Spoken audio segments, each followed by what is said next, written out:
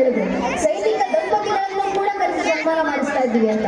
ನಮ್ಮ ವಿಶೇಷತೆ ಯಾವುದು ಅಂದ್ರೆ ನಮ್ಮ ಗುಡಿಯಲ್ಲಿರುವಂತ ದೇವರಿಗಿಂತ ಹೆಚ್ಚು ಹೃದಯ ವೈಶಾಲ್ಯತೆ ಇರೋದು ಗಡಿಯಲ್ಲಿರುವಂತ ದೇವರಿಗೆ ಅಂತ ಹೇಳ್ತೀವಿ.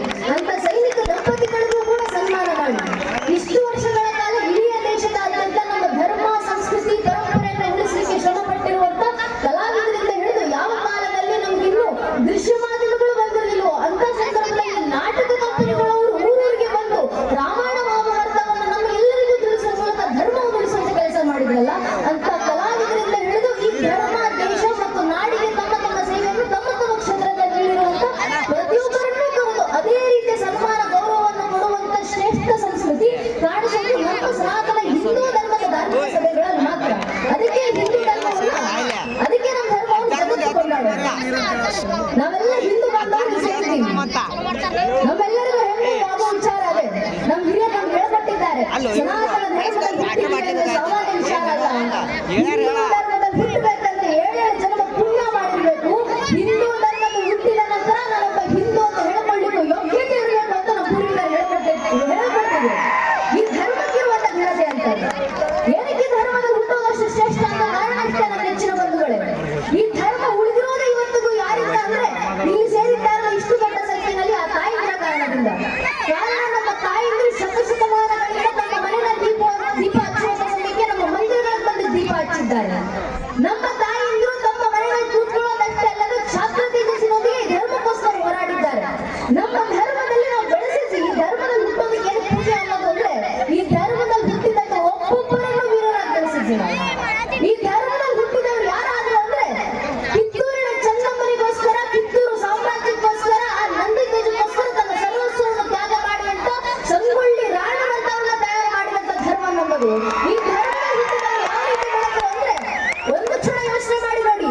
ಜಗತ್ತಿನ ಬೇರೆಲ್ಲ ಯಾವ್ಯಾವ ಜನಾಂಗಗಳಿಗೂ ಜಗತ್ತಿನ ಬೇರೆಲ್ಲ ಯಾವ್ಯಾವ ದೇಶಗಳಿಗೂ ಆ ದೇಶದ ಇತಿಹಾಸವನ್ನು ಒಮ್ಮೆ ತಿರುಚಾಕಿ ನೋಡಿದ್ರೆ ನಮಗೆ ಅರ್ಥ ಆಗುತ್ತೆ.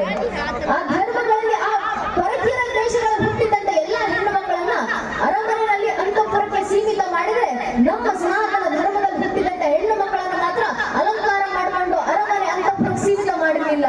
ಈ ಹಿಂದೂ ಧರ್ಮದಲ್ಲಿ ಹುಟ್ಟಿದಂತ ಹೆಣ್ಣು ಮಕ್ಕಳು ಯಾವ ರೀತಿ ಬೆಳೆದ್ರು ಅಂದ್ರೆ ಯಾವ ತಾಯಿ ದುರ್ಗಾ ಪರಮೇಶ್ವರಿ ತಾಯಿಯನ್ನು ನಾವು ಆರಾಧಿಸ್ತೀವಲ್ಲ ಅದೇ ತಾಯಿ ದುರ್ಗೆಯ ಜೀವಂತ ಸ್ವರೂಪವಾಗಿ ಕೈಯಲ್ಲಿ ಬಿಚ್ಚು ಕತ್ತಿಯನ್ನು ಹಿಡಿದು ಕಚ್ಚೆ ಸೀರೆಯನ್ನು ತೊಟ್ಟು ರಣರಂಗಕ್ಕಿಳಿದು ಹೋರಾಟ ಮಾಡಬಲ್ಲಂತ ಬೆಳವಣಿಗೆಯ ಮಲ್ಲಮ್ಮನಂತ ಹೆಣ್ಣು ಮಕ್ಕಳನ್ನ ನಮ್ಮ ಧರ್ಮದ ತಯಾರು ಮಾಡಿದ್ವಿ ನಾವು.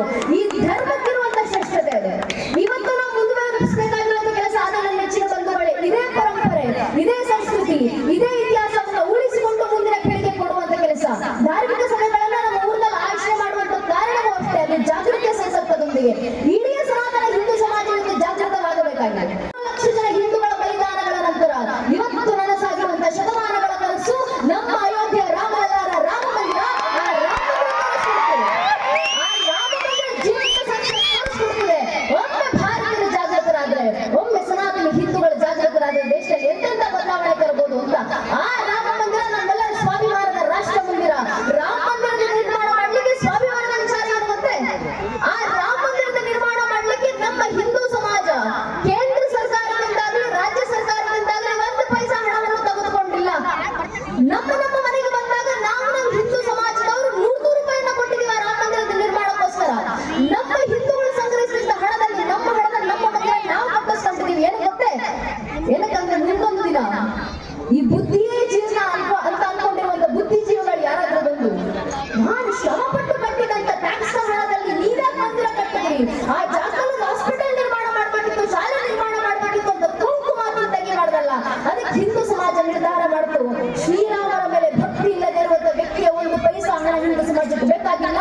ಕೋಟ್ಯಾಂತರ ನಮ್ಮ ಹಣ ನಾವೇ ಹಾಕೊಂಡು ನಮ್ಮ ದೇವಸ್ಥಾನ ನಾವೇ ಕಟ್ಟಿಸ್ಕೊಳ್ತೀವಿ ಅಂತ ಸ್ವಾಭಿಮಾನದಿಂದ ನಮ್ಮ ಹಣದಲ್ಲಿ ನಮ್ಮ ಮಂದಿರವನ್ನು ಅಯೋಧ್ಯೆಯಲ್ಲಿ ಕಟ್ಟಿದ್ದೀವಿ.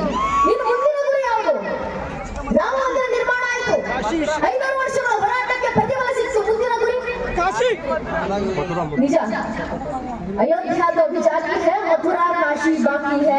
ಎರಡನ್ನೂ ತೆಗೆದುಕೊಳ್ತೀವಿ ನಿಜ. ಆದ್ರೆ ಇಡೀ ದೇಶ ಬದಲಾವಣೆ ತರೋಕೆ ಮುಂಚೆ ಮನೆಯಿಂದ ಬದಲಾವಣೆ ಆಗಬೇಕಲ್ಲ.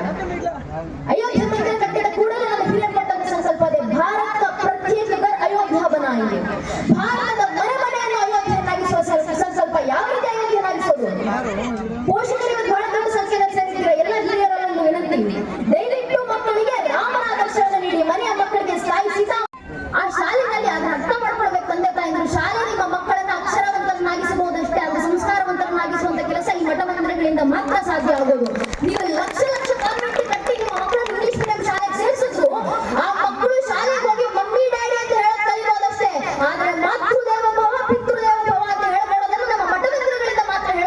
ಸಾಧ್ಯ.